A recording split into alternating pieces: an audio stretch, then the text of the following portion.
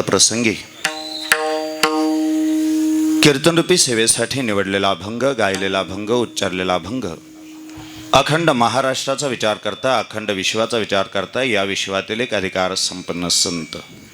मुळात संत म्हटलं की त्याच्यापुढे विशेषत्वाने अधिकार संपन्न हा शब्द जोडावा लागत नाही. या महाराष्ट्राच्या मातीमध्ये जेवढे म्हणून संत झाले, सगळेच्या सगळे संत अधिकार संपन्न.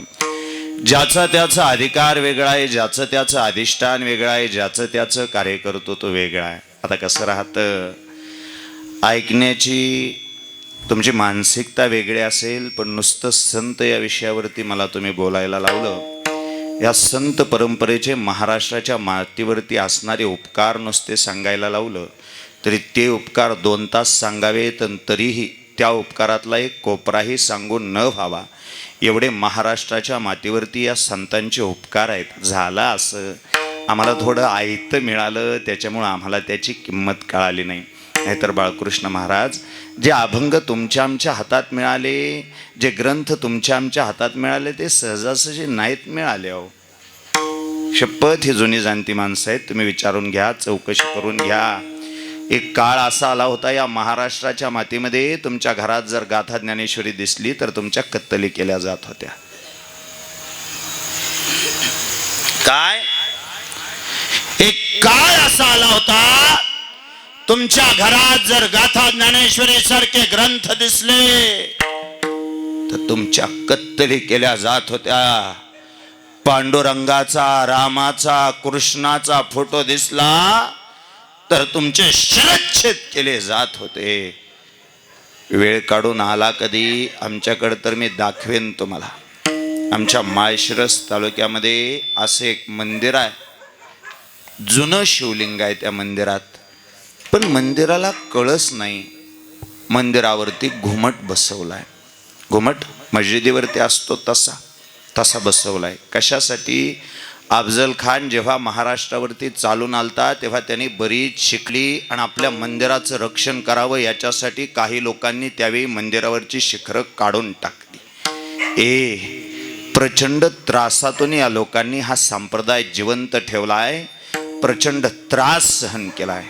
महाराष्ट्राच्या मातीतलं, अखंड हिंदुस्थानातलं, या मराठी मातीचं अखेरचं जर समजा कुठलं राजघराणं असेल तर ते होतं देवगिरीचं. राजा रामदेवराय, राजा कृष्णदेवराय यांच्या काळात सगळे माणसं एकत्र करावे आणि सगळ्या माणसांना एकत्र करून त्या माणसांना एक दिशा द्यावी, याच्यासाठी आपे गावामध्ये विठ्ठलपंत कुलकर्णी आणि रोखमाई माता यांच्या पोटीची 4 लेकरं जन्माला आली. साल होतं 1195, शके 1195 जन्म झाला निवृत्तीनाथांचा, शके 1197 जन्म झाला ज्ञानोबरायांचा, शके 1199 जन्म झाला सोपान काकांचा आणि शके 1201 जन्म झाला आदिमाया आदिशक्ती मुक्ताईचा. 1197 गोकुळाष्टमीच्या दिवशी एक लेकरू जन्माला आलं. माय बापानं ज्ञानाचं प्रतीक म्हणून नाव ज्ञानोबा ठेवलं. या महाराष्ट्राच्या मातीला दिशा देता यावी, या महाराष्ट्राच्या मातीतला देश जिवंत राहावा, धर्म जिवंत राहावा आणि लोकांच्या अंतःकरणातला देव जिवंत राहावा, याच्यासाठी काही माणसं एकत्र करून कोणत्या तरी एका संप्रदायाची स्थापना करणं गरजेचं होतं. तेव्हा ज्ञानोबा नावाचं हे लेकरू पुढं आलं आणि ज्या संप्रदायावरती तुम्ही आम्ही सगळेजण आज दावा सांगतो, या वारकरी संप्रदायाचा ज्ञानोबरायांनी पाया घातला. ज्ञानदेवे रचला पाया, उभारले देवालया. पण एखाद्या मंदिराचा पाया घातल्यानंतर, एखाद्या इमारतीचा पाया घातल्यानंतर त्या इमारतीला आधार देणं गरजेचं राहतं, त्या इमारतीला खांब देणं गरजेचं राहतं. वारकरी संप्रदायाच्या इमारतीला खांब मिळाला तो पैठणच्या नाथांकडून.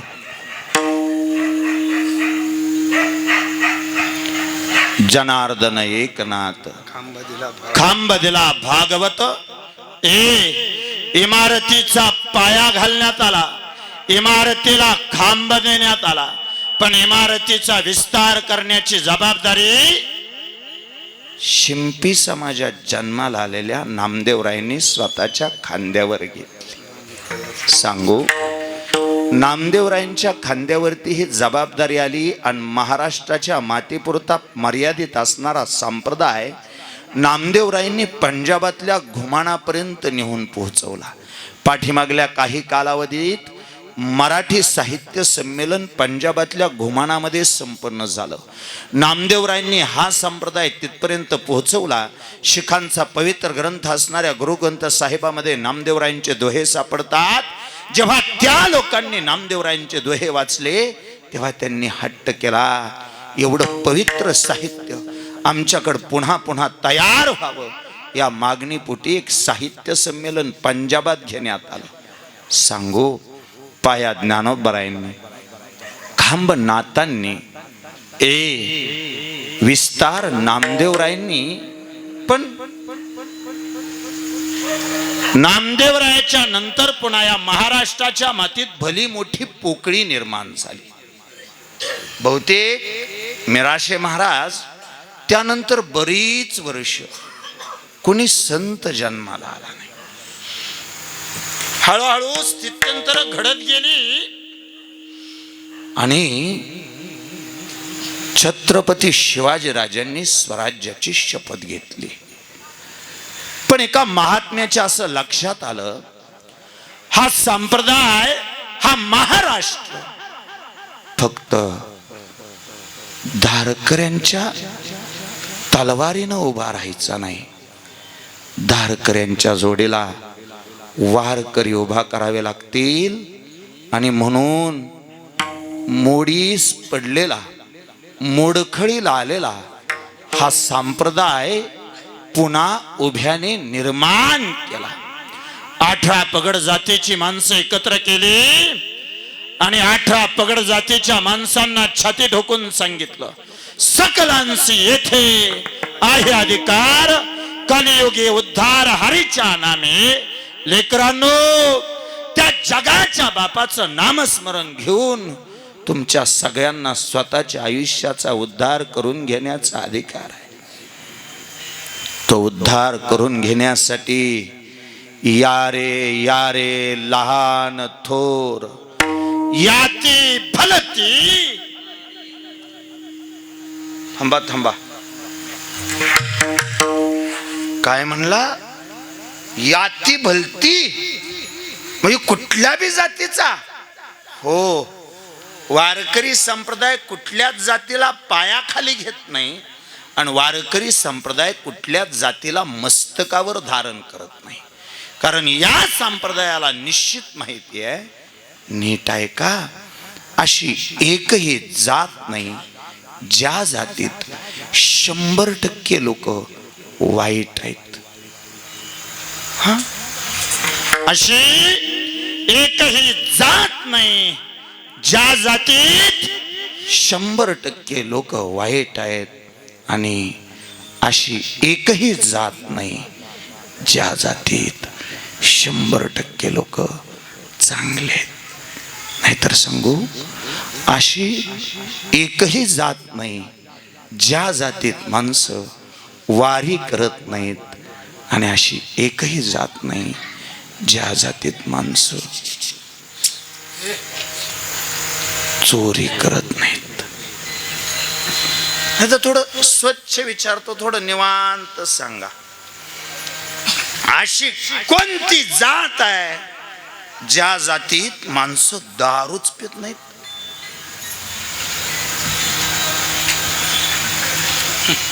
आज तुकोबा तुम्ही असं म्हणताय, यारे यारे लहान थोर, याती भलती, कोणत्याही जातीचा. तुकोबाराय सांगतात, हो, कोणत्याही जातीचा. कारण ज्या संप्रदायामध्ये आम्ही राहतो, ज्या संप्रदायाचा आम्ही प्रचार प्रसार करतो, या संप्रदायामध्ये पांडुरंगाच्या अगोदर चोखोबरायचं दर्शन घ्यायची प्रथा आहे. या संप्रदायामध्ये देवाच्या अगोदर चोखोबरायचं दर्शन घ्यायची प्रथा आहे. तुकोबाराय स्वच्छ सांगतात, तुका म्हणे नाही जाती सवे काम, ज्याचे मुखे नाम तोच धन्य. कोणत्याही जाती धर्मात जन्माला आला, मुखामध्ये भगवंताचं नाव आलं की तो आमच्यासाठी धन्य आहे. मुस्लिम समाजामध्ये जन्माला आलेल्या सजन कसायासाठी सुद्धा माझ्या जगाच्या बापानं मांस विकल्याचा इतिहास आम्हाला वाचायला मिळतो. लाख्या कोलाट्यासाठी जगाच्या बापानं ढोल वाजवल्याचा इतिहास वाचायला मिळतो. सावता बाबासाठी मेलेली ढोरं वडल्याचा इतिहास वाचायला मिळतो. ऐका गड्या, ज्या संप्रदायाचा पाया ज्ञानोबरायांनी घातला, खांब नाथांनी दिला, विस्तार नामदेवरायांनी केला, आणि संप्रदायाच्या कलशस्थानी जगद्गुरु तुकोबा शोभले, त्या संप्रदायाच्या निर्मितीचा मान ज्यांच्याकडे जातो ते संत श्रेष्ठ ज्ञानोबा आजच्या अभंगामध्ये श्री गुरुचं महत्व पटवून देतात, श्री गुरुचं सामर्थ्य सांगतात. संत श्रेष्ठ ज्ञानोबरायांच्या मुखातली भाषा अशी आहे, श्री गुरु सारिखा असता पाठीराका, इतरांचा लेखा कोण करी. एकदा का आमच्या आयुष्यामध्ये आम्हाला श्री गुरु सापडला, मग इतर गोष्टींची काळजी करायची गरज ती काय. एकदा श्री गुरुने मस्तकावर हात ठेवला की मग आयुष्यात काळजी उरत नाही. उलट ज्या दिवशी गुरूंनी तुमच्या मस्तकावर हात ठेवला, समजून जा त्या दिवशी तुमचा दुसरा जन्म झाला, समजून जा त्या दिवशी तुमचा उद्धार झाला, त्या दिवशी तुमच्या आयुष्यातलं सगळं पाप संपलं आणि तुमच्या आयुष्याचा प्रवास पुण्याकडे झाला.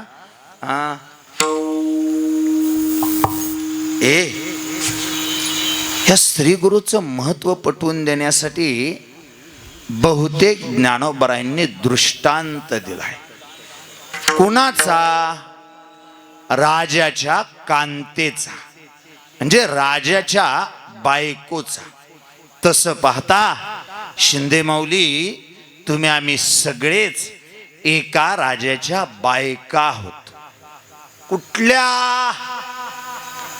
जो राजा पंढरपुरात उभा आहे त्या विटेवरच्या मालकाच्या तुम्ही आम्ही सगळेजण बायका आहोत. त्याच्या नावानं आपण हे गळ्यात मंगळसूत्र घातलंय आणि कपाळाला हे सौभाग्याचं लेणं लावलंय. सोपं सांगू का? एखाद्या पतिव्रतेला जसा तिचा नवरा प्रिय आहे, तसाच आम्हा वारकऱ्याला आमचा मालक प्रिय आहे. पतिव्रतेचे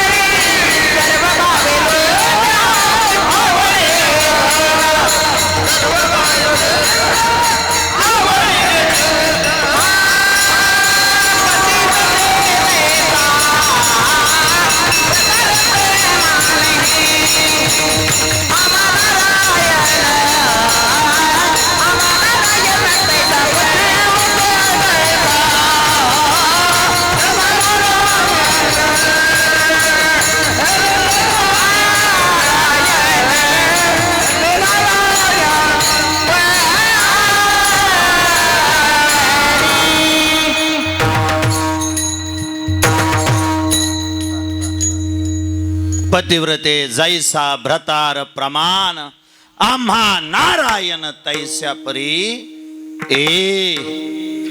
आमचं त्या पंढरीश पांडुरंग परमात्म्याबरोबर लग्न लागलं. आणि एकदा का आम्ही त्या राजाच्या बायका झालो. कशाची कमी आहे आम्हाला? नाही तर आणखी सोपं सांगतो. एक राजपुत्र वेषांतर करून स्वतःच्या त्या नगरातून निघाला होता. त्या राजपुत्राची नजर रस्त्याच्या कडेला भीक मागत असणाऱ्या एका भिकाऱ्याच्या मुलीवर पडली. सौंदर्य ही काही कुणाची मक्तेदारी नाही. सौंदर्य कुणाच्याही घरात जन्म घेऊ शकतं. उलट आणखी एक वाक्य सांगतो. बहुतेक चालू काळामध्ये गरिबाच्या घरात जन्माला आलेलं सौंदर्यच जास्त झाकलं जातं नाही.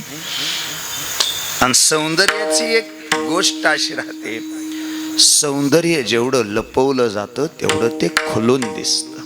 चला लांब जाईल विषय, आपल्याला बरंच रान ओळखायचंय. तो राजपुत्र रस्त्याच्या कडेला उभा असणाऱ्या त्या भिकाऱ्याच्या मुलीकडे बघतो आणि का कोणाष्टो त्याच्या मनात असा भाव निर्माण होतो, त्या मुलीबरोबर आपल्याला विवाह करायचा आहे. घरी आल्याबरोबर स्वतःच्या वडिलांना राजाला सांगितलं मला त्या मुलीबरोबर विवाह करायचा आहे. बर राजपुत्राची इच्छा झाल्यावरती मग त्याला अडवणार कोण? राजा बोले आणि दल आले. बर सत्तेपुढं शहाणपण चालत नसते आणि बहुतेक चालवायचंही नसते. त्या राजपुत्राच्या मनात तसा विचार आला आणि विचार आल्याबरोबर राजाने सहजासहजी मान्यता दिली. दोघांचा विवाह झाला. कीर्तनात बसलेल्या तुम्ही सगळ्या माझ्या बहिणी आहात, माझ्या आई आहात. माझी अशी विनंती आहे, थोडं ताट बसून ऐका आणि मी विचारलेल्या छोट्याशा प्रश्नाचं उत्तर द्या. त्या भिकाऱ्याच्या मुलीचा विवाह राजपुत्राबरोबर झाला. आता तो राजपुत्र आणि ती भिकाऱ्याची मुलगी यांच्या संसाराला सुरुवात झाली. थोडं सोपं सांगा, पण मुळातच भिकारी म्हणून जन्माला आलेली ती मुलगी राजवाड्यातून बाहेर निघताना भीक मागायला जाताना आता मात्र सोन्याचं ताट घेऊन जाईल का चांदीचं?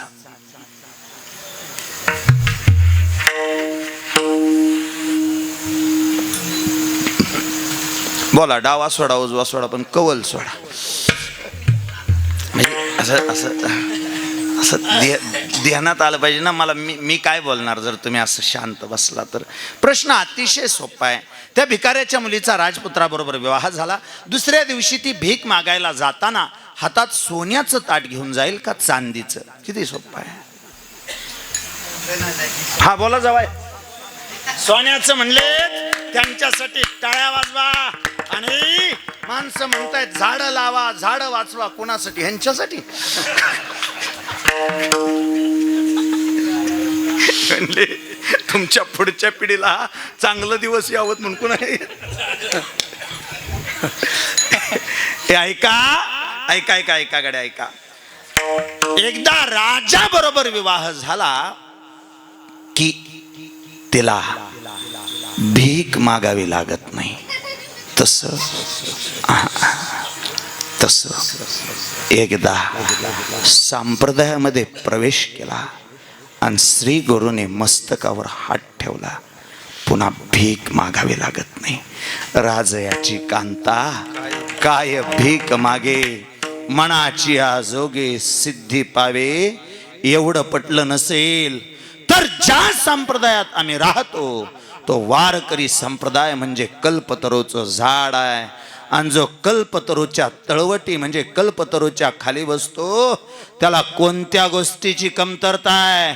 कल्पतरू तळवटी जो कोणी बैसला कायवान. वान म्हणजे कमतरता. कायवान त्याला सांगा जोजी. ज्ञानोबा तुम्ही संप्रदायाचा पाया रचला, वारकरी संप्रदायाच्या कल्पतरूच्या झाडाखाली बसला. त्या राजाबरोबर त्या श्री गुरु बरोबर तुमचं असणार संधान, म्हणून आता काही मागावं असं तुम्हाला वाटत नाही. पण ज्ञानोबा, तुमच्या आयुष्याचं जे कल्याण झालं ते नेमकं कल्याण केलं कुणी? तेव्हा ज्ञानोबाराय स्वच्छ बोलले, ज्ञानदेव म्हणे तरलो तरलो. आता गंमत आहे का आई, थोडं शांत आहे का? तरलो हा शब्द एकदाच उच्चारला असता तरी चालला असतं. राहता असं तुम्ही अभंग जर नीट वाचले तर अभंगामध्ये एक शब्द आत पण यमक अलंकार राहतो. म्हणजे एक शब्द यमक अलंकाराला जोडला जातो. सुंदर ते ध्यान उभे विटे वरी, हे री लक्षात ठेवायचं, पुढं कुठं तरी री येणार एवढं नक्की. सुंदर ते ध्यान उभे विटे वरी, कर कटावरी ठेवून या. रीला री जोडलं की मग मग मग यमक अलंकार जुळून येतो. तसं ज्ञानोबाराय जर असं म्हणले असते, ज्ञानदेव म्हणे तरलो, तर पुढं लगेच आता उद्धारिलो, तिथं शब्दाला शब्द जुळला असता. मग तरलो तरलो हा शब्द द्वंद्वा उच्चारायची काय गरज आहे? एकतर शास्त्र असं सांगतं, कोणताही शब्द द्वंद्वा उच्चारला की तिथं द्विरुक्ती नावाचा दोष निर्माण होतो. कोणताही शब्द द्वंद्वा उच्चारला की तिथं द्विरुक्तीचा दोष निर्माण होतो. जर द्विरुक्तीचा दोष ज्ञानोबरायांच्या साहित्याला लावायचं म्हटलं तर जी माणसं हरिपाठ करतात त्या माणसांना हे वाक्य मान्य करावं लागेल की सबंध हरिपाठाचं ध्रुवपद, हे ध्रुवपदच मुळात द्विरुक्तीच्या दोषात जातं. कसं बरं? हरिमुखे म्हणा, हरिमुखे म्हणा, हरिमुखे म्हणा, हरिमुखे म्हणा, हरिमुखे म्हणा, हरिमुखे म्हणा, हरिमुखे म्हणा,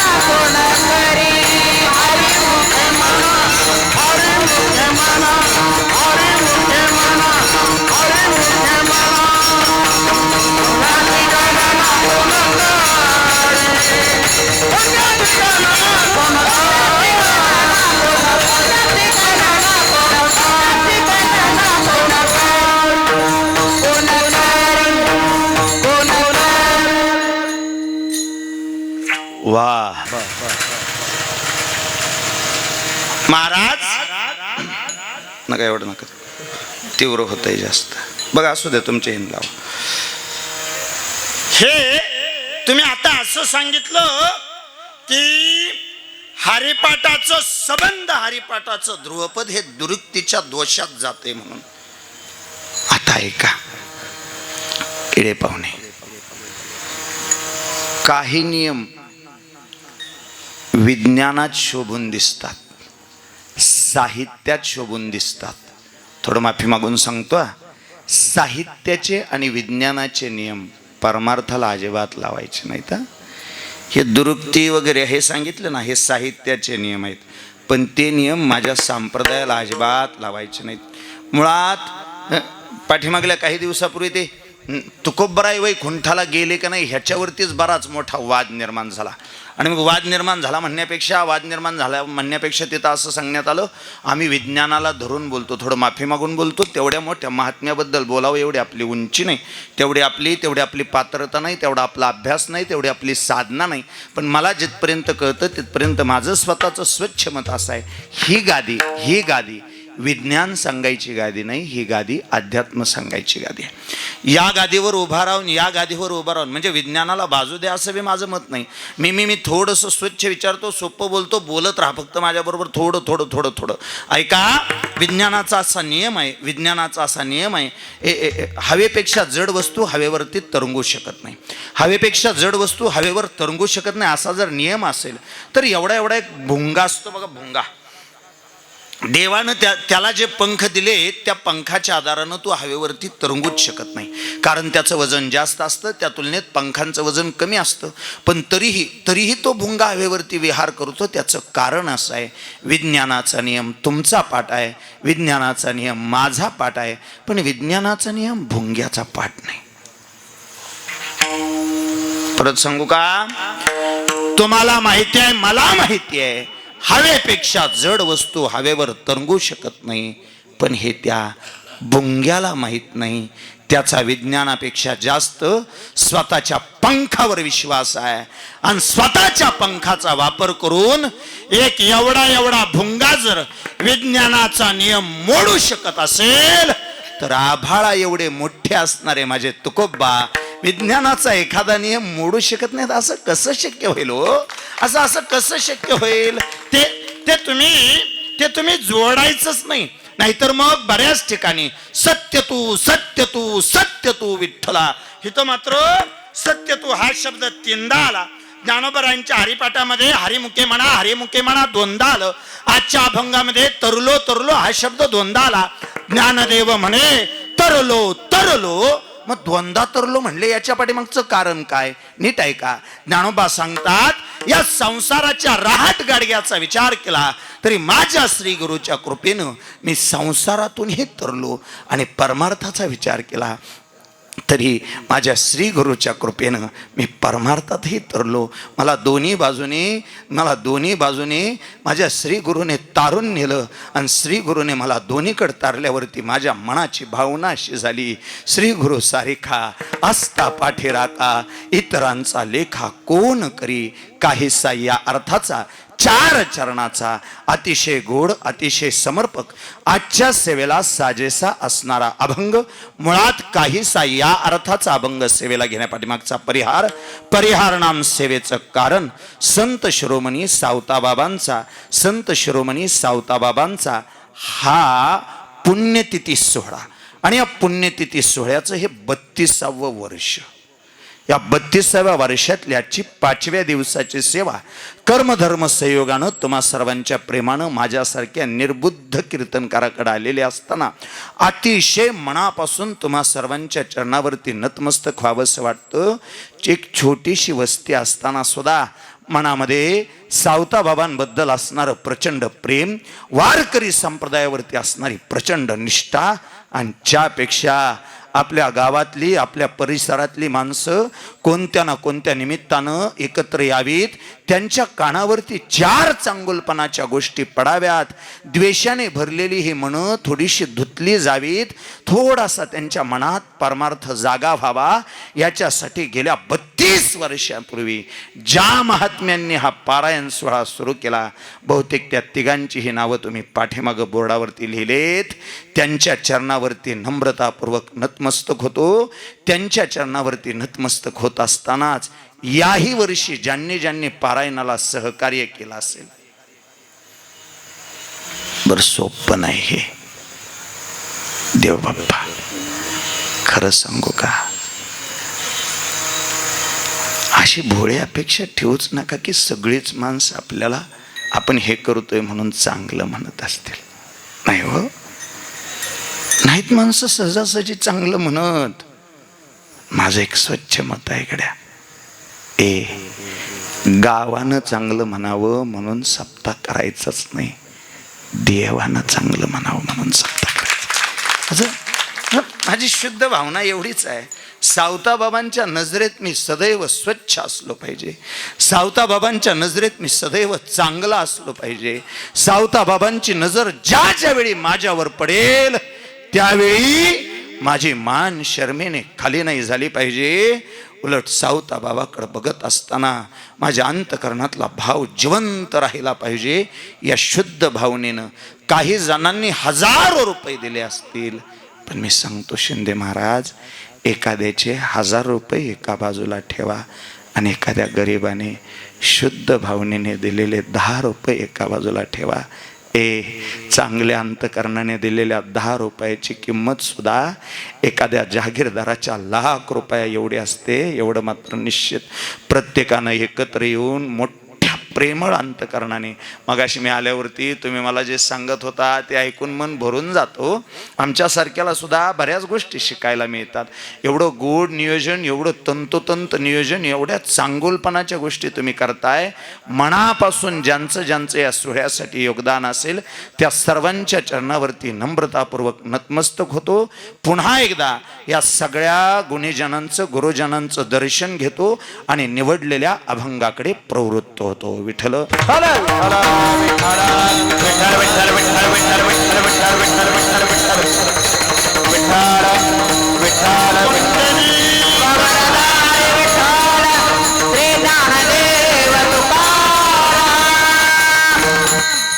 मी 1000 वेळा सांगेन गड्या, हे अभंग म्हणजे व्हॉट्सअपच्या रचलेल्या कविता मुळीच नाहीत.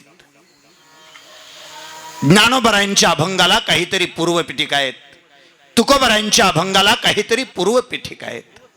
आणि आता सुळ महाराज प्रामाणिकपणे सांगतो, हे काही दिखाव्याचं बोलणं अजिबात नाही. आता नको वाटतं बाकीचं बोलायला, शपथ. ते मिरासे बाबा अडचण अशी झाली, माझं स्वच्छ मत असं झालंय, कीर्तनकारांनी अभंगावर प्रेम करावं, गायकांनी स्वरावर प्रेम करावं आणि मृदंगाचार्यांनी मृदंगावर प्रेम करावं. ज्यानं त्यानं आपापल्याला प्रमाण म्हणून प्रेमच करावं. कशासाठी ते पुण्य वगैरे असं म्हणून मी उगीच माझा प्रभाव तुमच्यावर पाडणार नाही.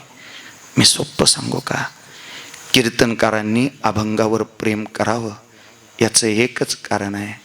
आमच्यासारख्यांचा इतिहास जर नीट चोखाळून बघितला, प्रचंड गरीब घरात जन्माला आलेले आम्ही लेकरं. थोडं प्रामाणिकपणे सांगतो, एक वेळेला पोटाला खायला अन्न नव्हतं.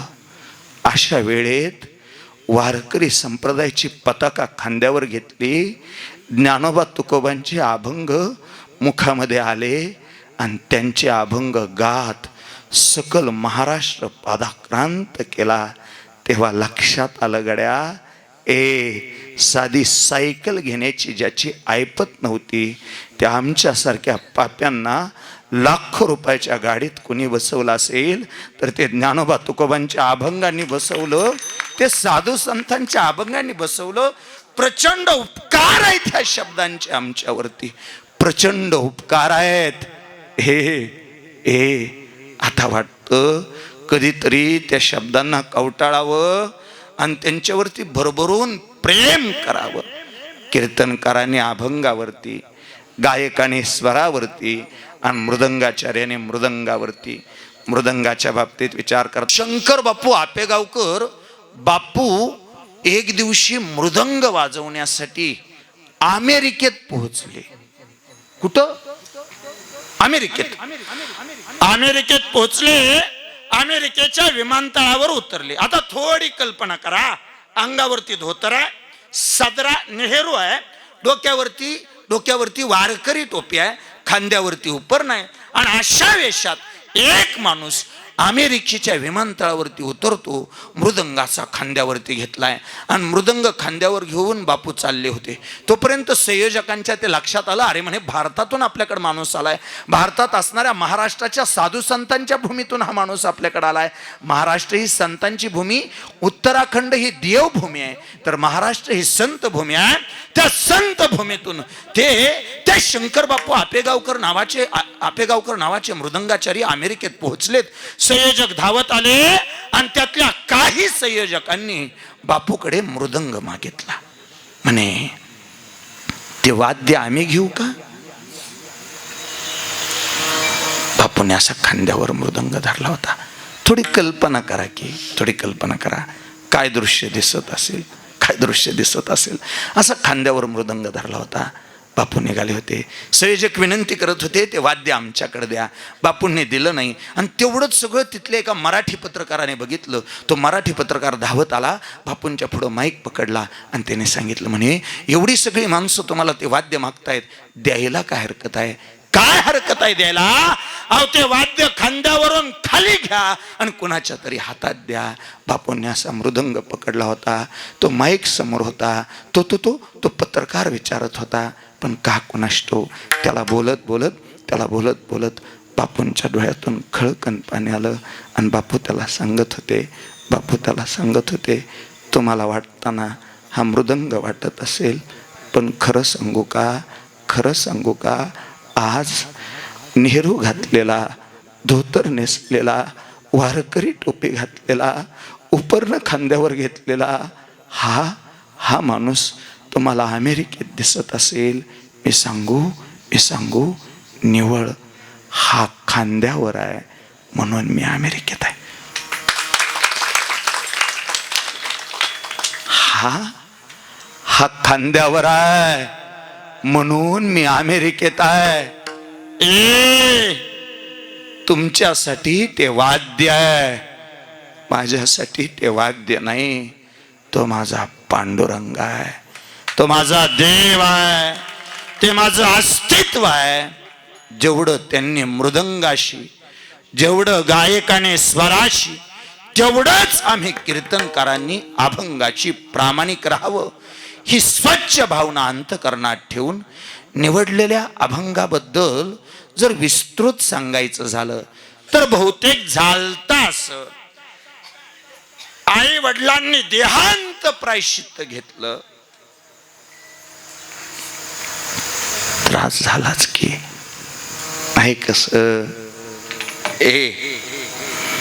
विठ्ठलपंत कुलकर्णी नावाचा बाप पैठणच्या धर्मसभेसमोर उभा राहिला होता आणि हात जोडून विनंती करत होता, मायबाप गुन्हा मी केलाय, शिक्षा मला द्यावं, माझ्या पोराबाळांना शिक्षा देऊ नका. माझ्या निवृत्तीला, माझ्या ज्ञानाला, माझ्या सोपानाला, माझ्या मुक्ताला, माझ्या 4 लेकरांना तुम्ही समाजात घ्या. त्यावेळेच्या धर्मसभेनं विठ्ठलपंत कुलकर्णींकडे बघितलं.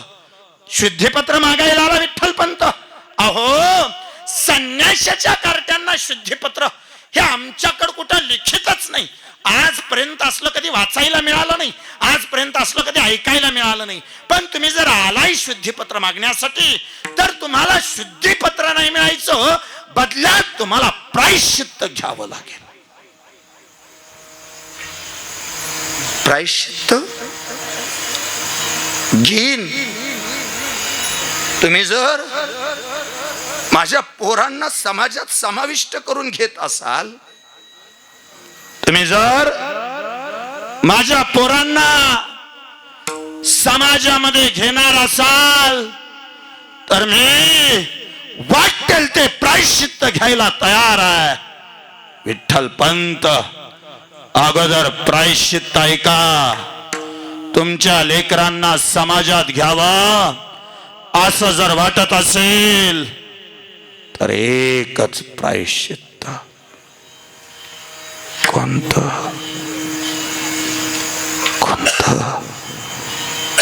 देहांत प्रायश्चित्त. हे शब्द कानावर आला, उकळलेलं तेल कानात वतल्यानंतर जेवढा त्रास होईल तेवढा त्रास झाला, पण मान्य म्हणले. माझ्या लेकरांसाठी मी देहांत प्रायश्चित्त घ्यायला तयार आहे. पैठणच्या धर्मसभेने एवढा मोठा कागद घेतला, त्याच्यावर शिक्का मारला आणि देहांत प्रायश्चित्ताचा कागद विठ्ठल पंतांच्या हातावर दिला. घरी आले.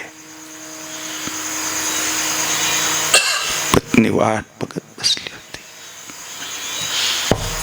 उठली, पाणी दिलं. मालक, मिळालं शुद्धीपत्र? नाही मिळालं. मग देहांत प्रायश्चित्त मिळालंय. आणि रुक्मिणी, माझी पोरं सुखात जगावेत याच्यासाठी मी मरायचा निर्णय घेतलाय. नाही मालक, असं नाही होऊन द्यायची मी. अहो, असं कुठं असतं का? झाड मोडून पडलं आणि सावली माग राहिली. कधी ऐकलंय का हो? तुम्ही जर जाणार असाल तर तुमच्या सोबत मी येणार आहे. रुक्मिणी, तसं करू नको. बाप नसल्यावर लेकरं कशी तरी जगतील, पण आई बाप नसताना त्या लेकरांनी जगायचं कसं ग? मी सांगतो, शांत ऐका. आईबाप नसणाऱ्या लेकरांनी समाजात कसं जगायचं असतं हे शिकण्यासाठी कधीतरी माझ्या ज्ञानोबरायांचं चरित्र वाचा रे, कधीतरी वाचा. निघाले मायबाप, देहांत प्रायश्चित्त घेतलं. दुसऱ्या दिवशी सकाळी आदिमाया आदिशक्ती मुक्ताई उठली आणि ज्ञानोबरांना विचारलं, दादा, आई मुक्ते आता आई नाही, आता बाप नाही. आजपासून हा ज्ञान दादा हीच तुझी आई आणि हा ज्ञान दादा हाच तुझा बाप. जगायला सुरुवात केली.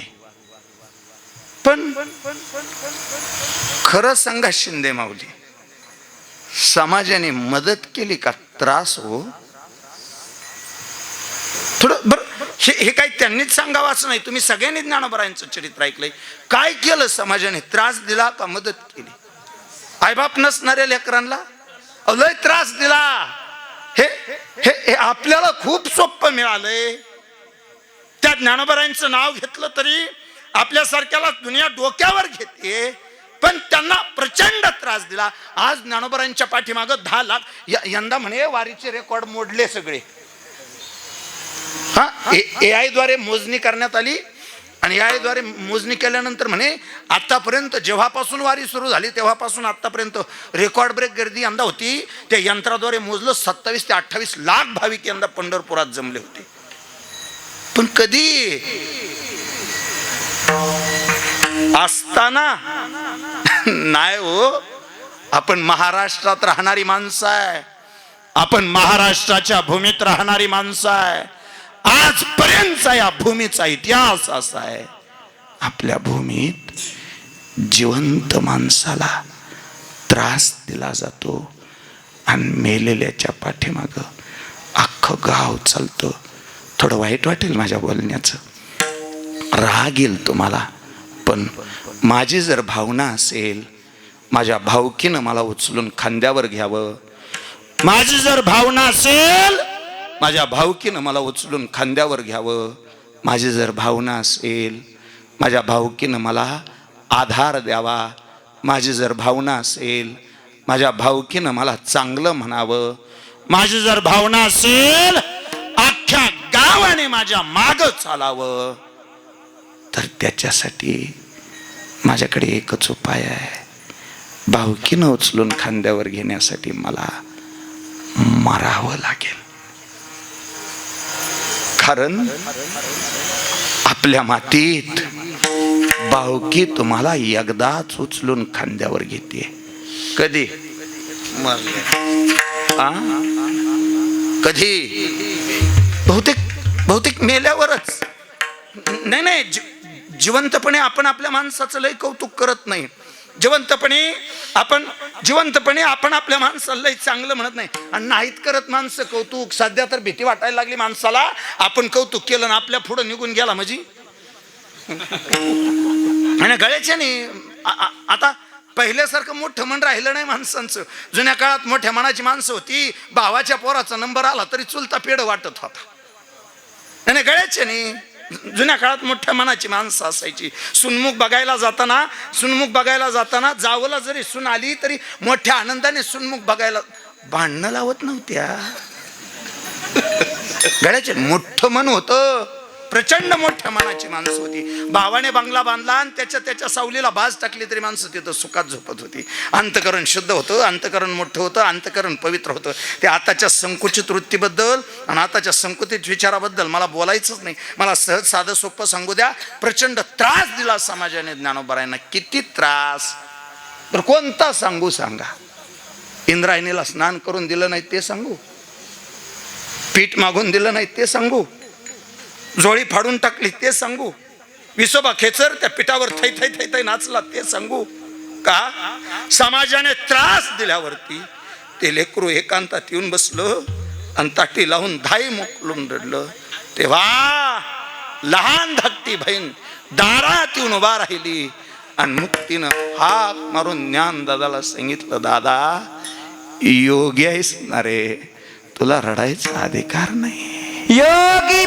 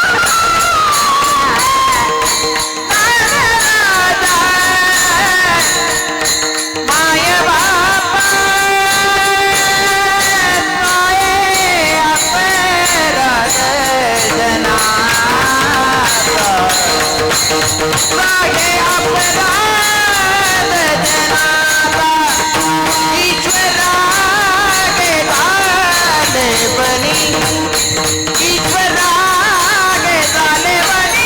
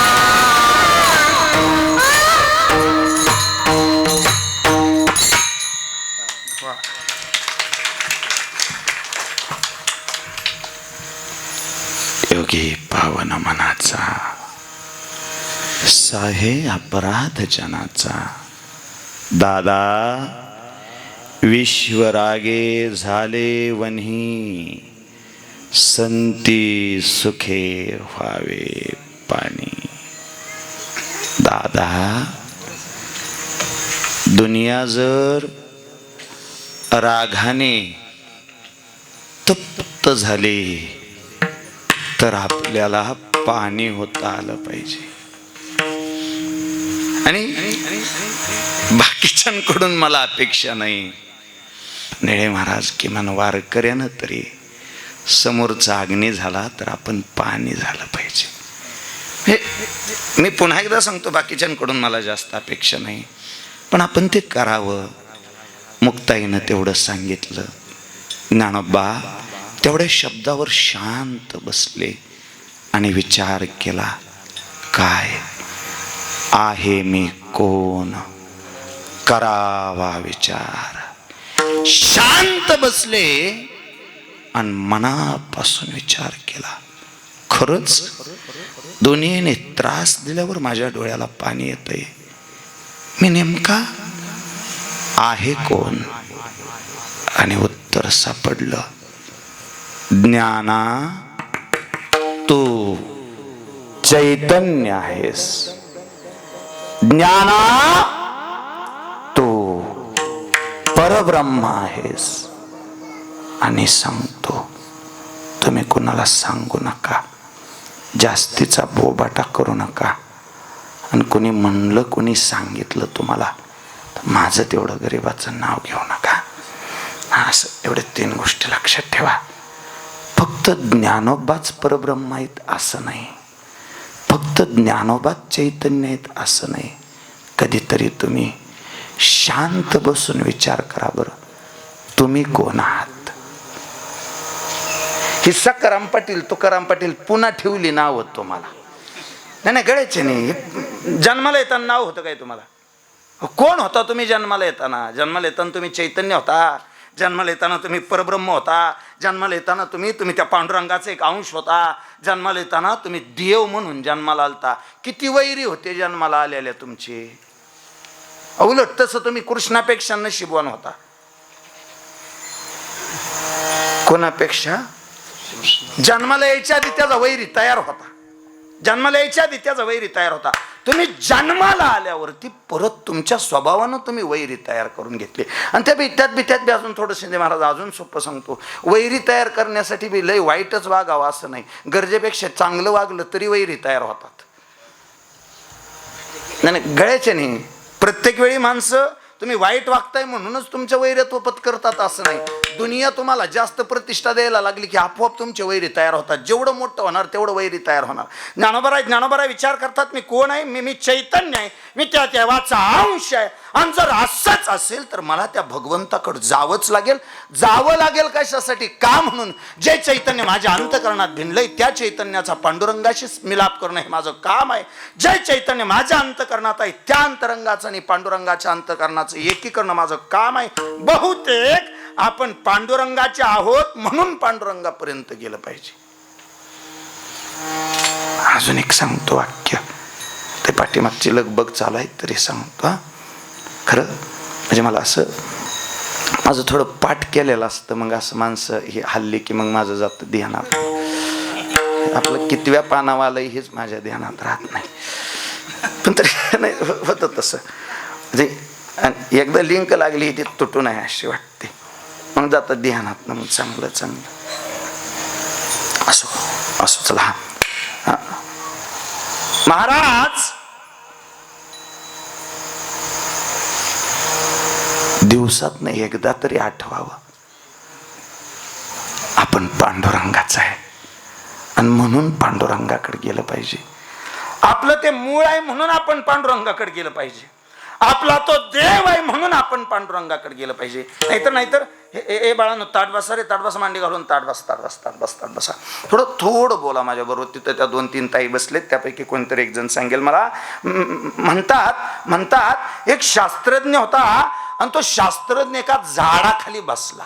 म्हणजे आपला जास्त अभ्यास नाही, पण मी थोडंसं ते वाचलं कोणाकडे तरी ते वाचलं. म्हणतात एक शास्त्रज्ञ त्या झाडाखाली बसला आणि झाडाखाली बसल्यानंतर बहुतेक ते झाड सफरचंदाचं होतं आणि झाला असं त्या झाडाचं सफरचंद पडलं. आणि सफरचंद पडल्यानंतर त्या शास्त्रज्ञाने विचार केला, हे सफरचंद ह्या झाडाचं सफरचंद खालीच का पडलं, जमिनीकडंच का आलं? त्या जमिनीकडं काहीतरी ताकद आहे, जी ताकद त्या सफरचंदाला त्या जमिनीकडे खेचते. आणि म्हणून त्या शास्त्रज्ञाने प्रचंड अभ्यास केला आणि प्रचंड अभ्यास केल्यानंतर त्याने गुरुत्वाकर्षणाचा शोध लावला. ज्या शास्त्रज्ञाने गुरुत्वाकर्षणाचा शोध लावला त्या शास्त्रज्ञाचं नाव आहे, हाताई जोरात, न्यूटन. ज्या शास्त्रज्ञाने गुरुत्वाकर्षणाचा शोध लावला त्याचं नाव आहे सर आयझॅक न्यूटन. त्या न्यूटनने गुरुत्वाकर्षणाचा शोध लावला. विज्ञान सांगतं गुरुत्वाकर्षण शक्तीमुळं ते फळ जमिनीकडं आलं. आता आमचं अध्यात्म थोडं वेगळं सांगतं. काय वेगळं सांगतं? आमचं अध्यात्म असं सांगतं ते सफरचंदाचंच नाही, या जगातलं कोणतंही फळ असलं तरी ते फळ पक्व झालं की ते फळ फिरून जमिनीकडंच येतं. त्याचं कारण असं आहे बहुतेक त्या फळाचं जे बी आहे, त्या फळाचा जो आरंभ आहे, त्या फळाचं जे मूळ आहे ते जमिनीत आहे. आणि कोणतंही फळ असलं तरी शेवटाला त्याला स्वतःच्या मुळाची आठवण येते. फळ पिकलं मुळाकडे येतं, पाणी पडलं समुद्राकडे जातं, अग्नी पेटवली का चुली यंदा कधी? चूल होती घरात एक डेमस होती, तिला 3 हाय का गेली?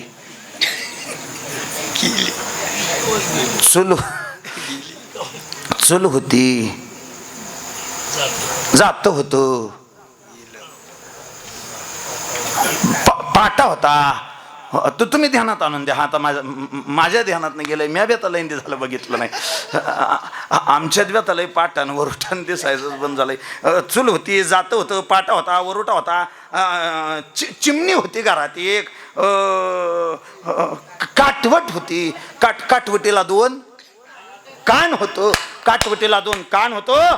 कशासाठी 2 कान होतं? बहुतेक जुन्या बिचाऱ्या बसल्या असतील तर त्यांना विचारून घ्या. काटवटीला 2 कान होतं. बरोबर काय करायला यायचं? भाकरी थापताना त्या कानावर असा पाय द्यायला यायचा, कानावर असा अंगठा द्यायला यायचा आणि बरोबर काटवट दाबून भाकरी अगदी अगदी काटवट भरून भाकरी थापायला यायची. काटवट गेली आणि काटवची त्या जाग्यावर परात आली. बहुतेक परातीला बी 2 कान आहेत. हा नाही म्हाताऱ्यांनो, आता सांगूच नका. मी किती विचारलं तरी फक्त मनातल्या मनात आठवा.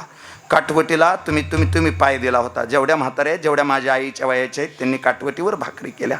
तुम्ही त्या काटवटीला काढून होतं त्या कानावर पाय दिलता. मनातल्या मनात आठवा. शून्यम का कुठं पाय देते. कशाला सांगायचं महाराजावन, कशाला बोलायचं का? आपण बोलायला लागलं की म्हणायचं बाया गावाय. म्हणून आज पत्र मी माझ्या तोंडाचा जाळ केला. आपल्या डोळ्याला बघू सुद्धा वाटत नाही. अहो स्वयंपाकाला जर बसली तर अर्धा पाय तिचा परातीत आहे. परवा दिवशी माझा बाबू आला. मी म्हणलं मी 2 भाकऱ्या टाकती तर म्हणला तू नको करू, तुझ्या हाताला आता लय चव राहिली नाही. तिच्या हाताला लय चव आहे म्हणून ती स्वयंपाकाला घातली. मी तिच्या हाताखाली वस्तू देत होती. अर्धा पाय तिचा परातीत होता. आणि जेवताना माझा बाबू म्हणत होता आय तुझ्यापेक्षा तिच्या हाताला लय चव आहे. मला त्याला म्हणू वाटत होतं बाबू तू स्वयंपाक करताना बघितलं नाही र, तिच्या हाताला नाही. हा तिच्या हाताला नाही, तिच्या पायाला लय चव आहे. बहुतेक तो अग्नी होता ना. चूल होती तेव्हा अग्नी होता. चूल पेटली अग्नी वरच्या दिशेनं जायचा. गॅस पेटवला तरी बी अग्नी वरच्याच दिशेने जातो. ताई तुझं नाव काय ग? हा वा, एवढे सगळे वैष्णव असल्यावर त्यांची लेक वैष्णवीच असली पाहिजे. वैष्णवी ताई थोडं ताट बसून सांगा. हे इकडे बघ, इकडे बघ. अग्नी पेटला वरच्या दिशेने गेला. गॅस पेटला वरच्या दिशेने गेला. देवापुढचं निरंजन लावलं तरी ते वरच्याच दिशेनं जाती वात त्याची. मेणबत्ती पेटवली वात वरच्या दिशेने. माझ्यासारख्या खोटवाडानं ती मेणबत्ती घेतली आणि अशी उलटी धरली. आता मात्र अग्नीवर जाणार. थांबा जावाय तुम्ही थांबा. तर तुम्ही थांबाच जावाय. हा मेणबत्ती उलटी धरली. आता मात्र अग्नीवर जाणार.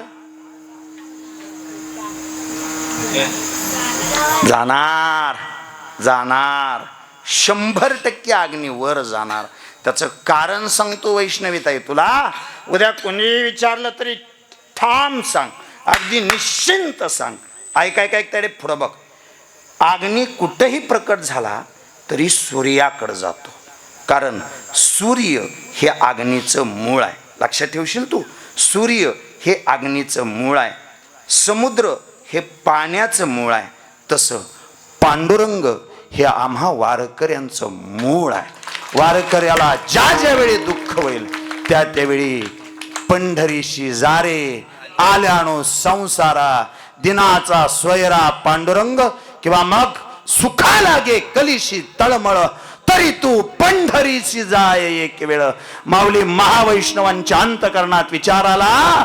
माझ्या आयुष्यातलं दुःख दूर करण्यासाठी मला त्या विटेवरच्या मालकाची भेट घ्यायची. म्हणून 4 भावंड निघाली. ज्ञानोबाराय निघाले, निवृत्तीदादा निघाले, सोपान काका निघाले, आदिमाया आदिशक्ती मुक्ताई निघाली. 4 भावंडांनी पंढरपुरात जाऊन चंद्रभागेला स्नान केलं. भक्त पुंडलिकाचं दर्शन घेतलं. सांगू दर्शन बारीत उभा राहिली.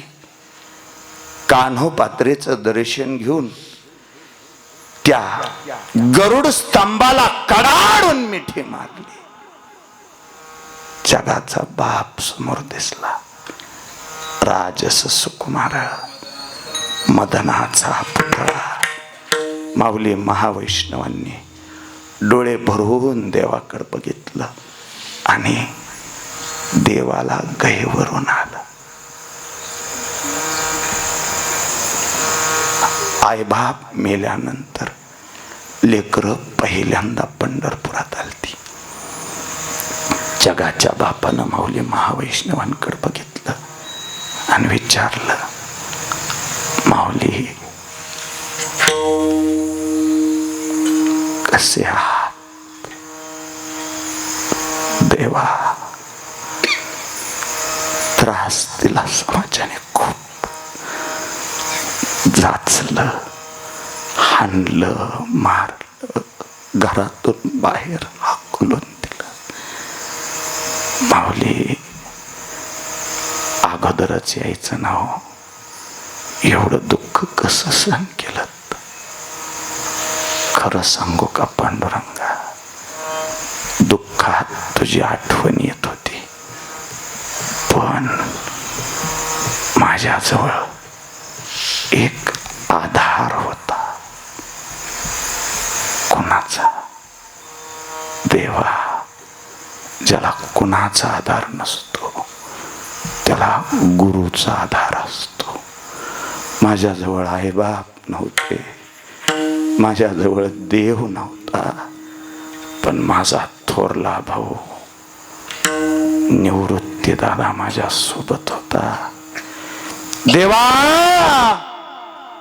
मायबाप मरून गेल्यानंतर समाजानं दिलेल्या दुःखातून पार पडण्यासाठी आणि या संसाराचा भवसागर तरुण जाण्यासाठी मी माझ्या थोरल्या भावाचा हात हातात घेतला. तो गुरु झाला, मी शिष्य झालो.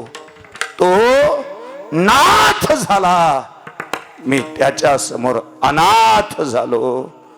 देवा, ज्ञानेश्वरी सारखा ग्रंथ लिहायला घेतला आणि पहिल्यांदा गुरुच्या नावाचं वर्णन केलं.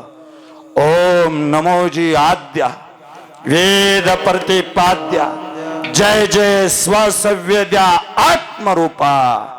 देवा तूची गणेश सकलार्थमती प्रकाशू. म्हणे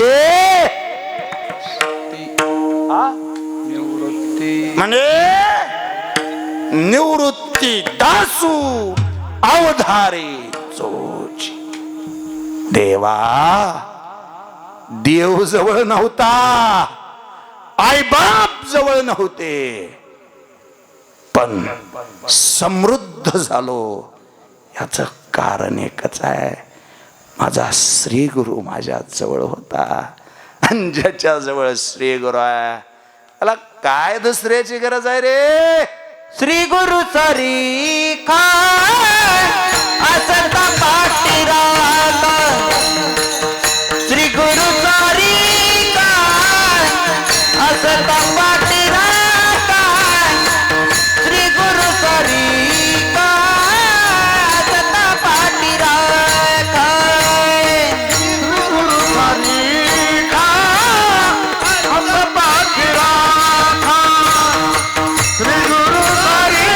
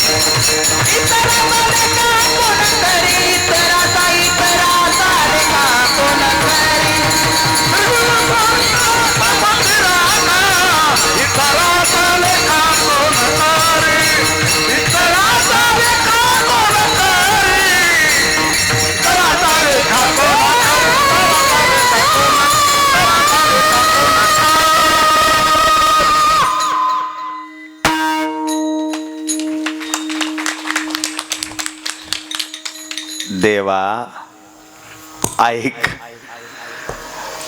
आईबाप नसताना, कोणाचा आधार नसताना माझ्या श्री गुरुनं मला आधार दिला. आणि एकदा का गुरुने हात हातात घेतला, आठवलंय सांगतो, ताट बसून ऐका. शब्द तिथं आला आणि योगायोगाने आला म्हणून कधी बी आयुष्याच्या वाटेने चालताना गुरुचा हात आपण हातात घ्यायचा नसतो, आपला हात गुरूंच्या हातात द्यायचा असतो. परत सांगतो, नीट ऐका. गुरुचा हात आपण हातात घ्यायचा नसतो, आपला हात गुरूंच्या हातात द्यायचा असतो. तो कशासाठी? रस्त्याने आई आणि लेकरू निघालं. लेकराने जर आईचा हात पकडला आणि एखाद्या भरधाव वेगाने येणाऱ्या वाहनाने जोरात हॉर्न वाजवला, तर लेकरू आईचा हात सोडून इकडं तिकडं पळू शकतं. त्याऐवजी जर समजा आईनं लेकराचा हात पकडला असेल, तर जगातलं कितीही मोठं संकट आलं, नव्हे जीव जरी गेला तरी आई लेकराचा हात कधीच सोडत नाही. जसं लेकराने स्वतःचा हात आईच्या हातात द्यावा, तसं तुम्ही आम्ही साधकांनी आपला हात नेहमी आपल्या गुरुच्या हातात द्यावा. देवा, गुरुने माझ्या आयुष्याचं कल्याण केलं, पण ज्ञानोबा तुम्ही आहात, समोर नामा उभा राहिलाय, देव म्हणे. एक सांगितलं तर रागवायचं नाही. ज्ञानोबा राय म्हणे नाही रागवायचो, बोल. नाही तर राहू द्या. का? चालू काळात माणसं चांगलं सांगितलं तरी रुसतेत. नकोच त्याच्यापेक्षा कोणाला शिकवता. नाही रुसत, सांग. बरं आहे का? गुरुचा हात धरून तुम्ही ज्ञानी झाला. नामा त्या औंढा नागनाथाला गेला आणि विसोबा खेचराला गुरु करून माघारी आला. तुम्हा दोघांना आता गुरु झाले, गुरु मिळाले, पण तुम्ही ज्ञान झाला, नाम झाला. तुम्हा दोघांना बी अजून एका गोष्टीची गरज आहे. ऐकताय का? कविनोद सांगू. माऊली, तुम्ही ज्ञान झाला, नाम झाला, पण तुम्हा दोघांना बी अजून एका गोष्टीची गरज आहे. कशाची? म्हणे प्रेमाची. ते कुठं मिळेल? माझ्या बरोबर चला. देव पुढं आणि हे दोघं पाठीमाग. प्रवास सुरू झाला. तो प्रवास आला थेट आमच्या सोलापूर जिल्ह्यात. सोलापूर जिल्ह्यातला माढा तालुका. या तालुक्यामध्ये 2 संतांचं अधिष्ठान आहे. त्या दोन्ही संतांनी पंढरपूरच्या देवाला माढा तालुक्यात यायला भाग पाडलं होतं. देव म्हणे माझ्या बरोबर चला. तिघं निघाले आणि पहिल्यांदा भेट घेतली लवळला जाऊन संत कुरुमदासाची. कुठून निघाले होते? मुंगी पैठण पासून निघाले होते. संत भानुदासांचं कीर्तन ऐकलं आणि भानुदासांचं कीर्तन ऐकल्यानंतर भानुदास महाराज कीर्तनात म्हणले, पंढरपूरचा देव एवढा दयाळू आहे, आंधळ्याला दृष्टी देतो, मुक्याला वाचा देतो आणि त्या आंधळ्या पांगळ्यांना सुद्धा तो पाय देतो. एवढा शब्द ऐकला आणि म्हणले, जर तो पाय देत असेल तर मी त्याच्याकडे जाणार. म्हणून हात नसलेला आणि पाय नसलेला कुर्मदास गडगड गडगड लोळत त्या माढा तालुक्यातल्या लवळ पर्यंत आला. वारकऱ्यांजवळ निरोप पाठवला, माझा निरोप तेवढा देवाजवळ द्या. देवाच्या दर्शन घेताना यावेळी दोनदा पाया पडा, एकदा स्वतःसाठी आणि एकदा माझ्यासाठी. देवाला म्हणावं, तुझी कुणीतरी प्रचंड वाट बघतय. वारकऱ्यांनी निरोप धाडला आणि तेवढ्या गर्दीत विटेवरचा मालक ज्ञानोबरायांना नामदेवरायांना घेऊन लवळ मध्ये पोहोचला. एखादा मातीचा उंडका पडावा, लाकडाचा उंडका पडावा, असा तो कुर्मदास पडला होता. जगाच्या बापानं उचलून हातात घेतला आणि पितांबराने पुसला. काय कर्म असेल हो या माणसांचं. भगवंताने स्वतःचा पितांबर हातात घ्यावा आणि कुर्मदासाचं अंग पुसून काढावं. कुर्मदासा इथपर्यंत आला. सांग, हात देऊ का पाय? देवा, खरं सांगू का, निघताना हातपाय मिळावेत म्हणूनच आलोय, पण जेव्हा तुझ्या मिठीत विसावलो तेव्हा कळालं, राजयाची कांता काय भीक मागे, मनाची आजोगे सिद्धी पावे. अरे देव मिळाल्यावर आता काय त्या हात पायाचं राहत.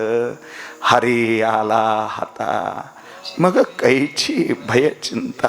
देवा, इच्छा एवढी आहे, तुला बघितलं, आता जगात काही दाखवू नको. तुझं दर्शन झालं, आता जगात काहीच बघायची इच्छा राहिली नाही. एकदा फक्त तुला घट्ट मिठी मारून जगाचा निरोप घ्यायचा आहे. ऐका, कुर्मदासाच्या आयुष्याचं कल्याण केलं आणि हे तिघ तिथून माघारी जाताना माढा तालुक्यातल्या दुसऱ्या संतांची भेट घेण्यासाठी गेले.